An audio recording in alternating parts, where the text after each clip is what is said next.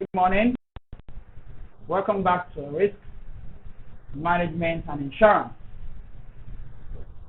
Today we shall begin with Lesson 4. And Lesson 4 talks about the types of risk. Types of risk confronting business. Businesses face a wide range of risks that can impact their operations, that is the modus operandi, financial performance, reputation, and long-term viability. These risks can arise from internal or external sources and may vary depending on the industry, geographical location, and specific attributes of the business. Organizations, multinationals, going concerns are faced with a wide array of risks. This risk in turn can either make or mar their operations, that is their modus operandi, the way things are done in the operations department, the financial performance, the reputation, the goodwill, the image, and the long-term viability. Perhaps they're going to be in business for a long period of time or for a short while. And we're also told that these risks can arise, can emanate either from internal or external sources, and may also vary depending on the type of industry, be it conglomerate, financial services, insurance, fashion, name it. The geographical location where the concentration of a definite industry in an area, and of course specific characteristics, attributes of that very business. And with that, we move on to some of the common types of risk confronting businesses. Again, today, Lesson 4, we shall begin with types of risk. And we have given an introduction to the types of challenges, like an insight to today's lesson, which is types of risk confronting business.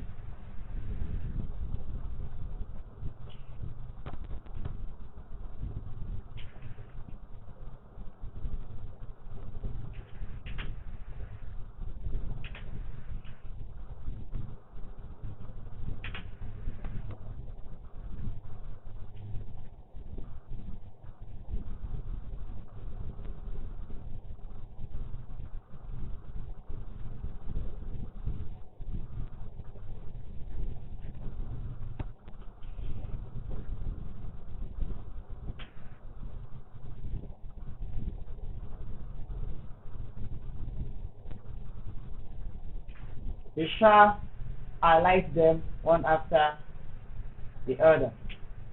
The types of risk confronting business. They include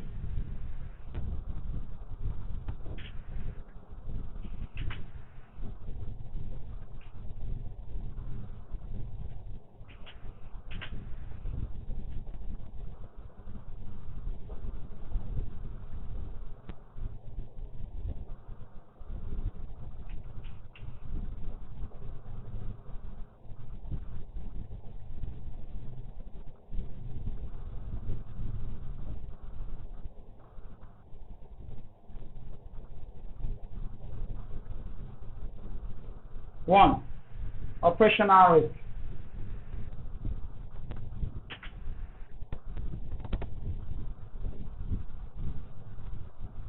We have the whole lot of types of risk confronting business. First one here is operational risk. 2, we have financial risk.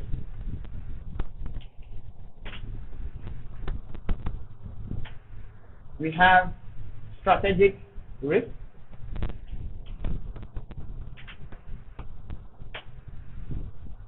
We have compliance and regulatory.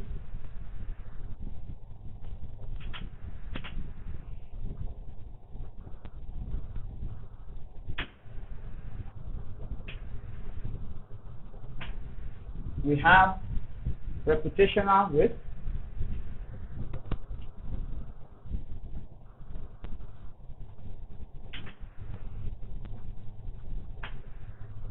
We have cybersecurity and data privacy risk.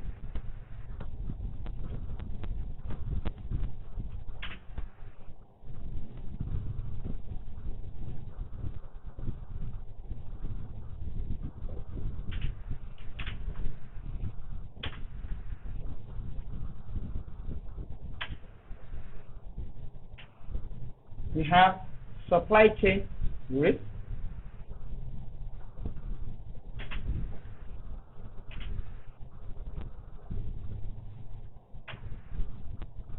We have the environmental,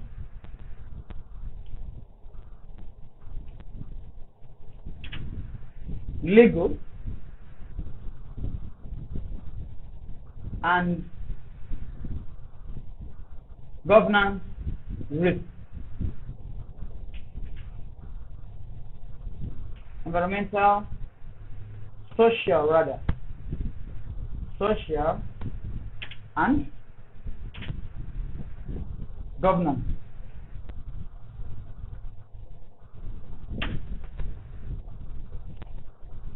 Risk.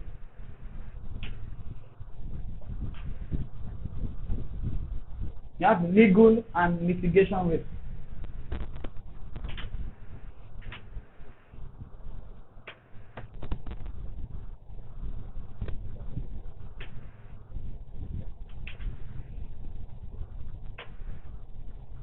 You have the political and geopolitical risk.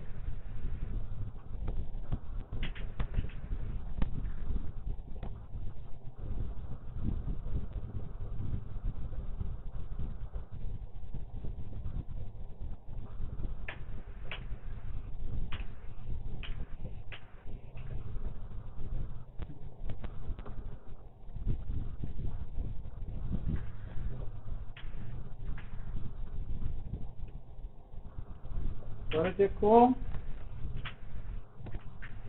and geopolitical risk. You have the operational resilience risk.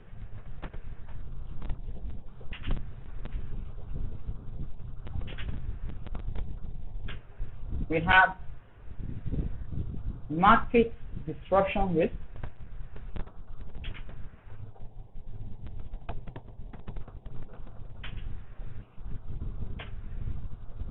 Financial crime risk.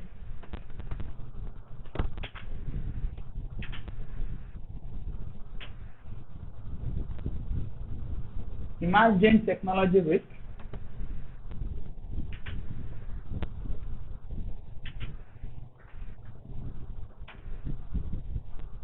Crisis management and business continuity risk.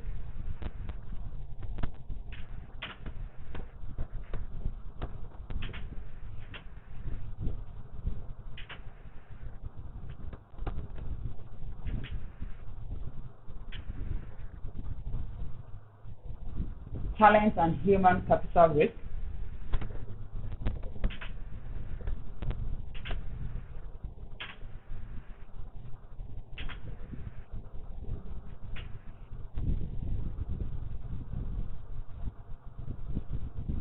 Nature resource and environmental risk.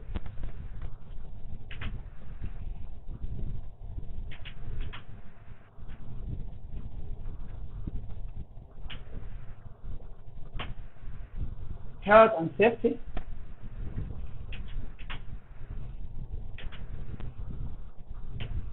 Dependency.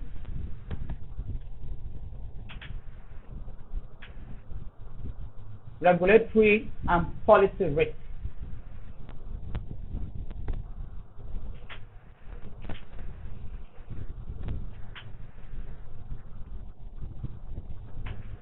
all these types of risks confronting a business. We shall begin with the explanation one after the other. They are enormous, they are wide. We shall begin with the operational risk.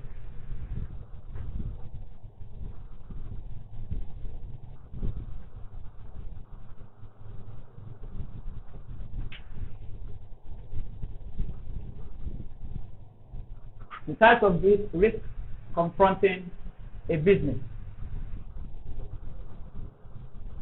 The operational risk arises from day-to-day operations, like your working capital. Day-to-day operations of a business and include risk of disruptions, errors, or failures in processes, systems, or people. Examples include human error, technological failures,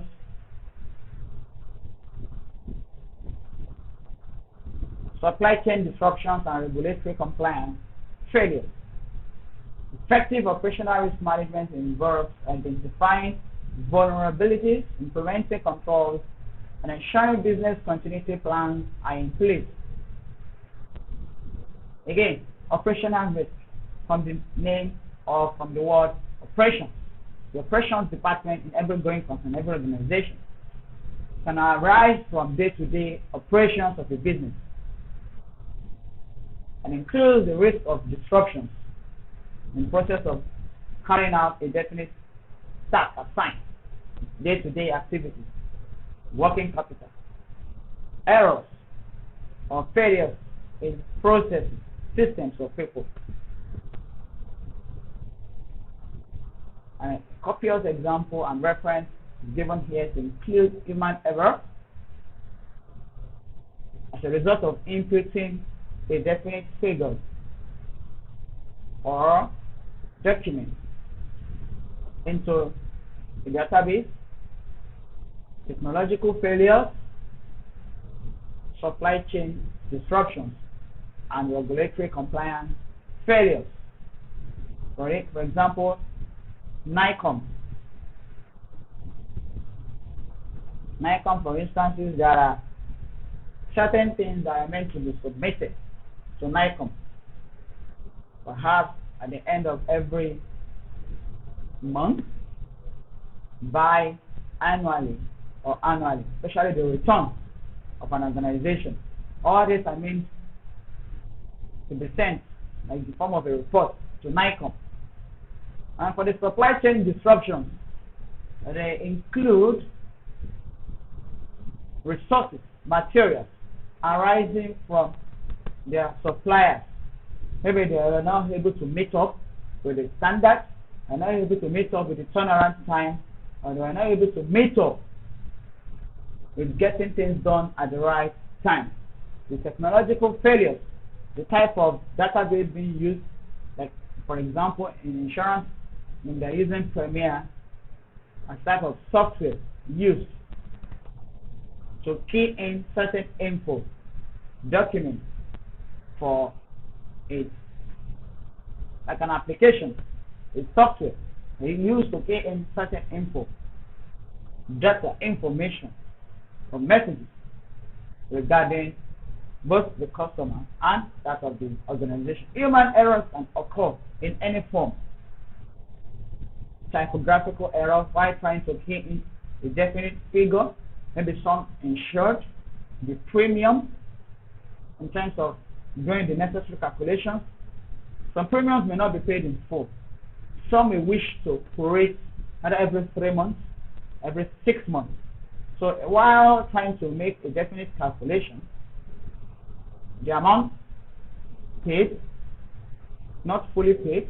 For example, if premium is 70,000 naira per annum, maybe the person pays 20,000 naira. Now you have to divide 20,000 by 70,000 times the number of days in a year, 365 days, and times it that involves a leap year and 366 days.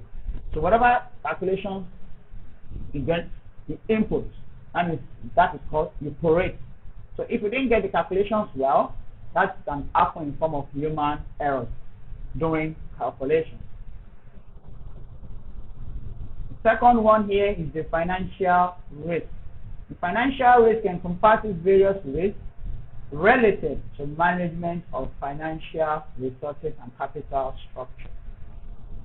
This includes market risk, fluctuations, as an example, in interest rates, exchange rates, and commodity prices.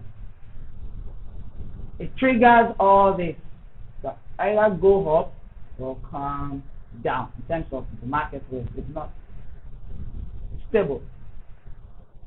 Credit risk. It is default by customer or counterparty. We issue credit to customers, they pay on due date or they falter. These things happen, or they are embedded under what is called financial risk. We also have what is called liquidity risk, such as the inability to meet short-term financial obligations. We also have capital risk. Example is inadequate capital reserve to absorb losses. If a definite organization does not have the required capital base, does not have the required reserves, should any losses crop up, you may not be able to withstand, you may not be able to absorb that exact loss or losses. In other words, financial risk management strategies may involve hedging, diversification, and maintaining adequate liquidity and capital buffers. As a strategy coined, craft a strategy under this financial risk management. Like, you can opt for diversification. Should anything happen that may damage goodwill, that may affect the future of an organization, perhaps we should diversify to other things, maybe like investment. I will get adequate ROI, returns on investment on such, so I'll be able to mitigate against the loss. We also have the strategic risk. The strategic risk arises or can arise from the uncertainty surrounding strategic decisions being made by the top management, business models, and competitive positioning. It includes risk related to changes in market dynamics, technological disruption, competitive pressures, and strategic mistakes. Strategic risk management therefore involves aligning business objectives with market opportunities, conducting scenario analysis, and continuously evaluating and adjusting strategic plans to mitigate risk and utilizing opportunities. Long and short of this is that strategic risk can arise from uncertainty, from the uncertainty surrounding strategic decisions being made by the top level management, the type of business models adopted, and its competitive position, where the organization sees itself. And then we're told that it includes risk related to changes in market dynamics,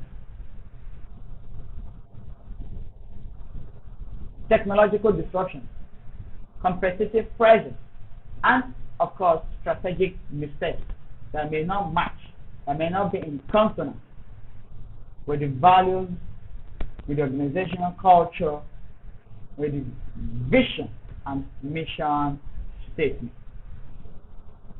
The compliance and regulatory risk.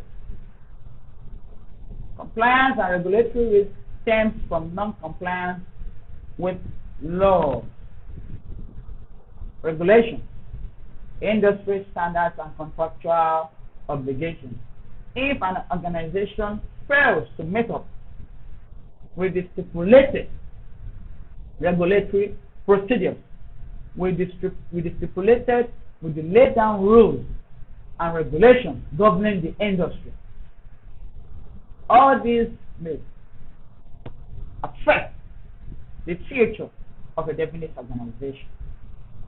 Failure to adhere to regulatory requirements can result in fines. Such an enterprise, such a going concern, such an organization may be fined, may be faced with legal penalties. And of course, the image, the reputation, the goodwill of such a going concern, of such an organization, may be in jeopardy. Also, loss of business opportunities, because we have some organizations who also check, view, and do their research on a definite organization to put their money, to invest, or to patronize. Therefore, businesses must stay abreast of regulatory development, maintain robust compliance programs, and of course, conduct regular audits to ensure adherence to applicable laws and regulations. The insurance company, for example, have what we call the internal control. That we also have the internal audit, the audit department, that ensures that perhaps the underwriting department, the FinCom, the claims department make sure that the required documents for processing of transactions or claims are in consonance with industry standards. The KYC, the type of document that ensures compliance with NICOM as a regulatory body. All these are essential. That is why we have the internal audit department and an insurance organization, as well as the internal control. These two major departments cater for the adherence, strict adherence to applicable laws and regulations. We have the reputational risk. Excuse me. Reputational risk refers to the potential damage to a business or businesses' reputation, image, goodwill, or brand value due to negative public perception, scandals, ethical lapses, or other adverse events.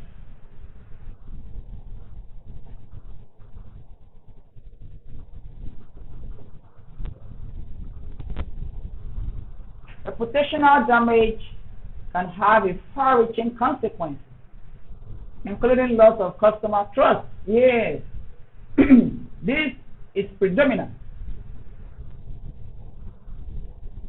if an organization fails to do the right thing. If an organization fails to do the needful, it will be perceived otherwise, in a negative way, by the public. The brand value tends to diminish. There may be ethical lapses as well, or other adverse events arising from such. It may damage so many things. And we're told here that it has a far-reaching consequences, with short-term and long-term purpose.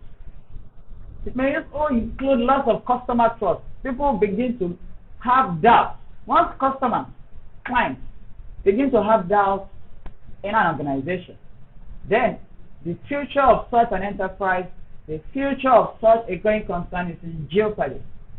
The investor confidence tends to diminish as well, be it local level, the national as well as the international level. That may pose a grave harm to an organization. The employee morale will also go down low.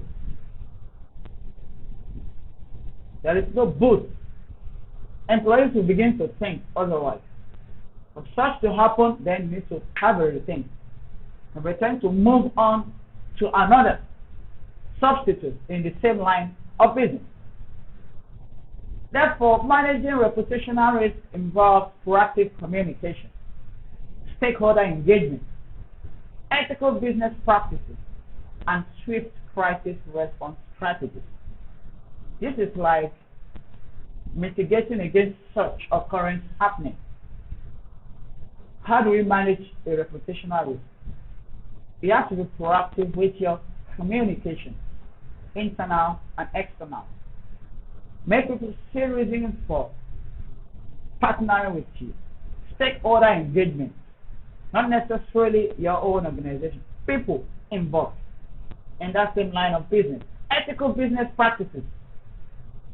Define your organizational culture. This is what you stand for. And you should have a swift crisis response strategy should such crop up. Cybersecurity and data privacy risk. Cybersecurity and data privacy risk. With the increasing reliance on digital technologies and data-driven business models, cybersecurity and data privacy risk have become significant concerns for business. Every organization now, every business is now solely rely 100% on digital technology. As such, cybersecurity and data privacy risks have now become significant headaches, significant concerns for businesses to thrive. We have cyber attacks, data breaches, ransomware, and other malicious activities which can compromise sensitive information, disrupt operations, and lead to financial losses and reputational damage to all organizations. Therefore, effective cybersecurity risk management will be employed. How? You implement robust security measures. You employ the services of trainers who will train your employees on cybersecurity and data privacy concerns. Incident response plans. Should this happen, what can be done to mitigate against such? The fire is willing to wait for such to happen. You envisage. You think. That's why you have the risk department. You also have the risk and strategic department. That's why you have the R&D, research and development department. They all cater for all these concerns. And compliance with data protection regulations will ensure that cyber attacks, data breaches, and other malicious activities are catered for. You have the supply chain risk. The supply chain risk arises from disruptions or vulnerabilities within the supply chain network, including the suppliers, logistics, transportation, and distribution channels.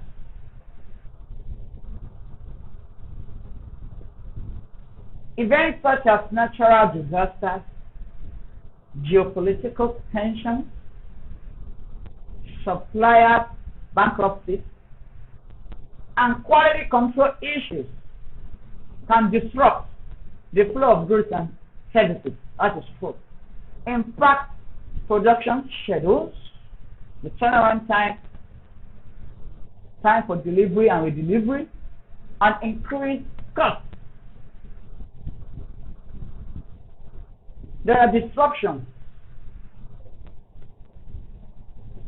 in the supply chain network arising from the suppliers, logistics, transportation, and distribution channels. All these affect a going concern. How do we deliver at the right time? How do we deliver and redeliver subject to our turnaround time given? How do we ensure prompt delivery? How do we ensure that the resources required, needed for production are met? Our reorder level, once perhaps in the process of production or before production, how do we ensure that what is required, we do not fall short of these resources? That is why we have the reorder level. Once we see, once we envisage, once we can view that these resources in use, the materials in use are now getting lower, are now going down, we have what we call the reorder level. There's a level to place an order for more. In other words, in order not to affect the supply chain, are you going concern ensure that you add more, you reorder, you make a request, make an order for these materials that are in use in order not to affect the organization in general. Therefore, businesses must identify critical dependencies, diversify suppliers. You should not have one supplier. You should have at least 3 or more. In the event of one trying not to meet up with the industry standards, turnaround time, just to mention a few, you can easily have a routine, tap into other suppliers, and ensure prompt delivery. And implement risk mitigation strategies. What can be done to mitigate against such irrelevancies, against such from happening, such as the supply chain mapping? You draw a map, you map out strategies. What can be done? The inventory management system. Are you going to adopt a regular count strategy, monthly strategy for your inventory management? The stores manager or the inventory personnel in charge must ensure regular checks, routine checks from time to time. You may have some products, some materials that are prone to evaporation or climate change. That may affect some materials that do not require being cooled or prone to sunlight. We also have contingency planning approach. All these can be put in use. All these can be done to ensure that an organization works assiduously against the supply chain risk elements.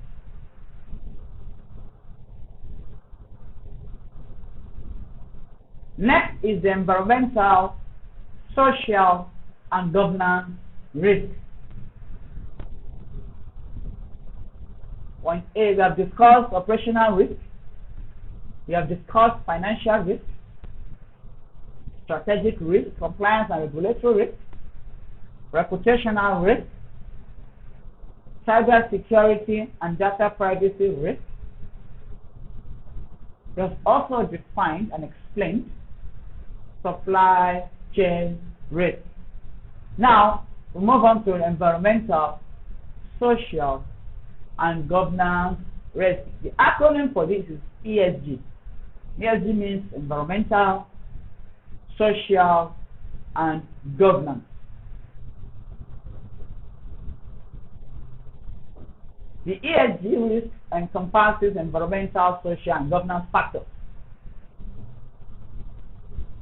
that can impact a business or business's long-term sustainability and stakeholder value.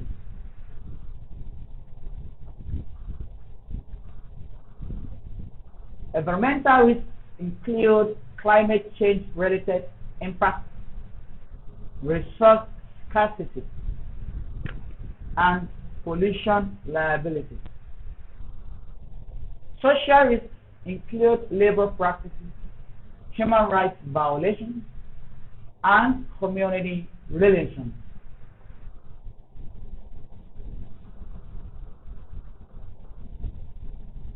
A copious reference and example of environmental risks include, again, climate change related impacts, resource scarcity, and pollution liabilities.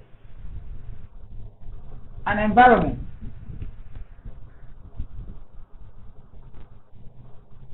is prone to pollution arising from neighborhood, the organization itself, the society itself as well.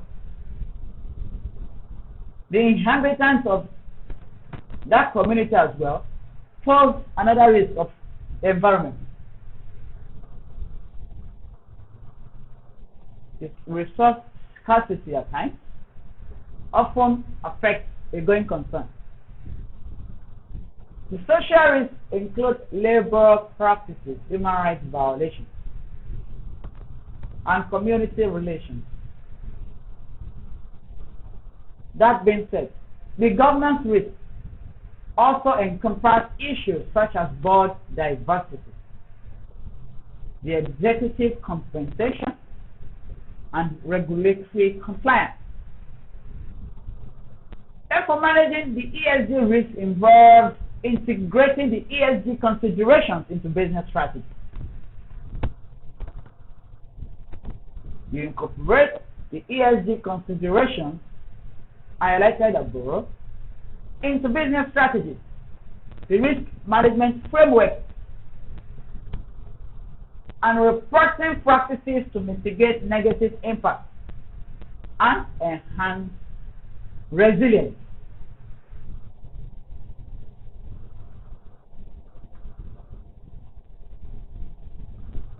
Legal and litigation risk.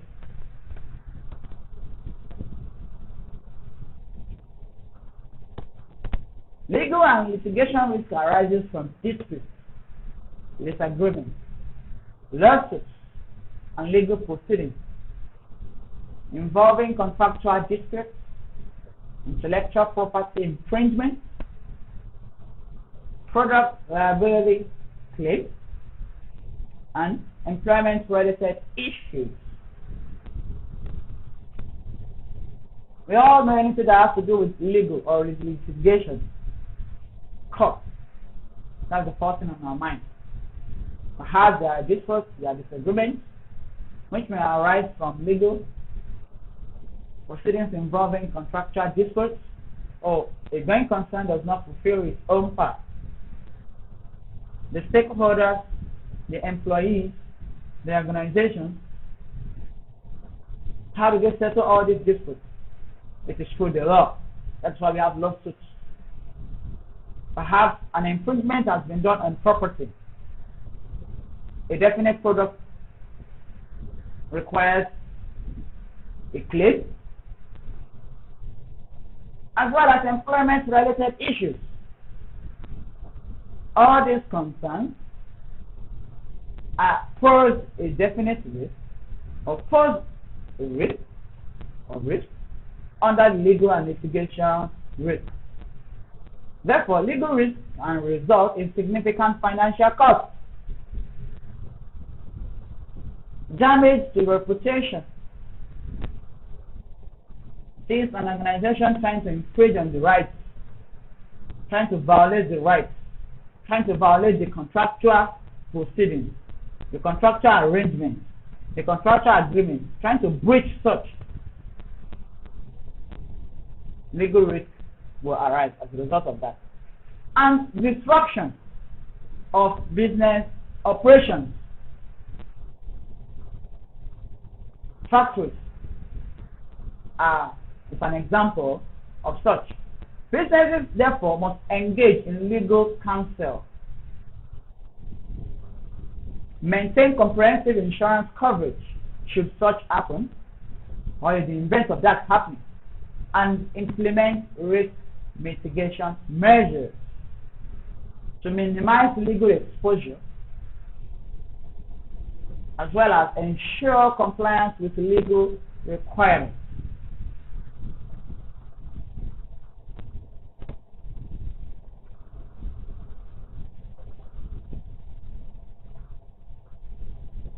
We have the political and geopolitical risk.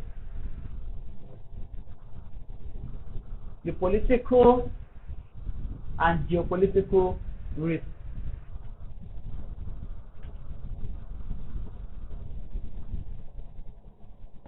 The political and geopolitical risk stems from instability, regulatory changes, trade tensions, and geopolitical conflicts that can impact business operations and investment. Factors such as changes in government policies, and there's constant change in power. Once one government is in, the policies that are ongoing may be disrupted, may be put to an end. A new government then brings in its own policies, its own agenda. All these affect organizations. Trade agreements and diplomatic relations can also introduce uncertainty and volatility in global markets.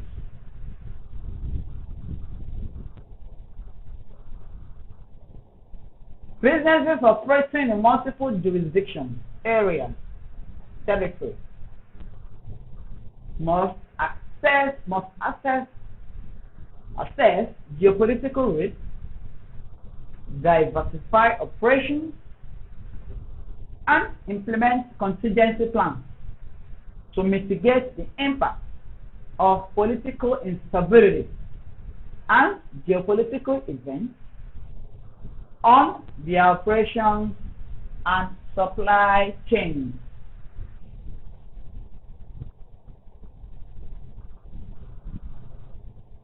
Businesses operating in multiple jurisdictions, areas, territories, locations must therefore assess geopolitical risk, diversify operations, all because of the instabilities in the country within its geographical location, within the society. Diversify operations. That is, it shouldn't remain stable in one area. You must move to another location other than where a definite organization is domiciled. And implement contingency plans. A going concern must have a plan to mitigate against the impact of political instability and geopolitical events on their operations and supply chain management.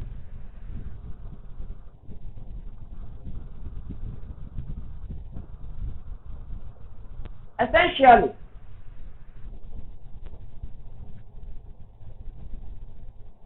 we have highlighted some of the many types, some of the major types of risks that businesses may face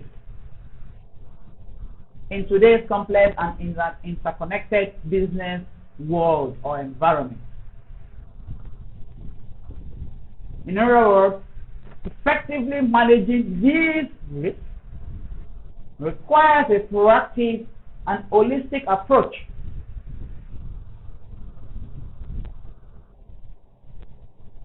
We incorporate risk identification. Once we're able to identify such risks, then mitigate against them and look for strategy solutions to avert any recurring type. Assessment. You assess that level of risk, that exact type of risk. Mitigation. and monitoring into strategic decision making and day-to-day operations.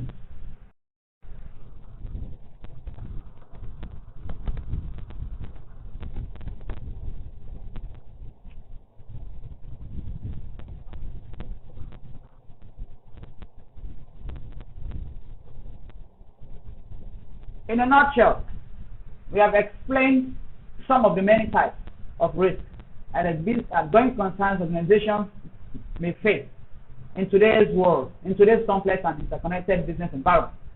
Therefore, effectively managing this risk requires a proactive and holistic approach. We incorporate risk identification, assessment, mitigation, and monitoring into strategic decision making and day-to-day operations. When next we meet, we shall continue from other types of other common types of risk confronting businesses. God bless you. Thank you all for listening. You have a lovely moment.